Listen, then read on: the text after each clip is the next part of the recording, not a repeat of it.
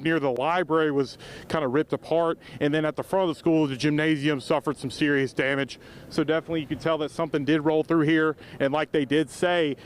the path was right down here through Selma Street, which is where Dothan Preparatory Academy currently is. So there is definitely a lot of cleanup efforts underway, and like they said again, if you have students that go to DPA, they will need to be checked out from Doug 2 Recreation Park, which is just around the corner from DPA, and so they'll definitely need to do that. But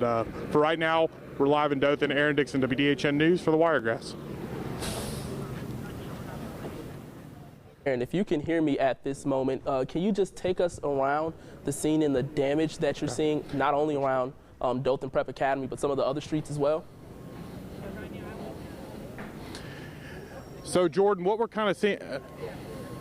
so Jordan, as we're kind of like, as I'm kind of walking down the road, as you're looking at Dothan Preparatory Academy right now, you kind of see trees down. He said that trees,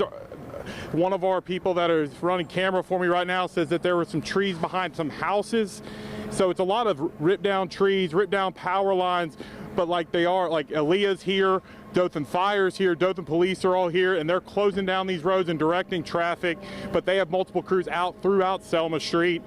trying to kind of surface the damage, but it's a lot of pieces of roof that have flown off. It's a lot, like I said, like a lot of trees that have fallen down. And one of the things that we talk about is why we tell people to get in their safe space in areas like a school and go to the most interior room, because sometimes these things can just touch down, Aaron, and unfortunately it did hit a highly populated area. Luckily, like you said, only minor injuries at the moment, correct? And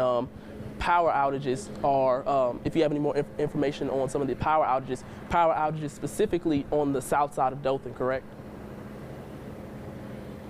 Yeah, that's where they're seeing most of the power outages. And another thing they were talking about was they were really they were ready when the tornado warning came down, but I guess one teacher was telling me that one of her teacher friends was kind of coming outside when she felt the wind gust like blow through, and so she ended up closing the door and getting to her safe space and going with it where the students are. And another thing we are seeing is that some windows were blown out, and the library, like on the backside where the library is at DPA, looks to be where like the brunt of the damage happened, of course, to the gymnasium as well, and because it looks like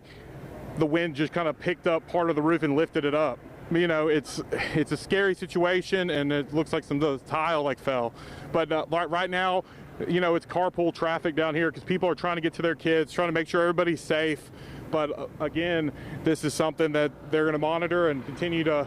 try to clean up, because I know that they want to be back in school as soon as possible. And it's definitely indicative. And like I said, even though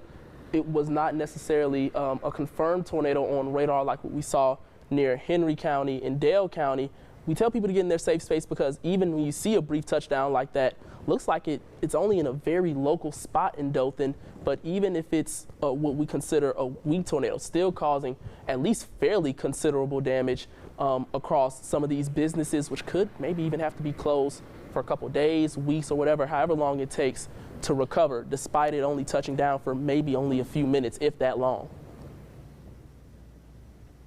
And you said it, and luckily there weren't any, right now that we know of, there weren't any major injuries that have been reported so far. And one thing we are seeing is,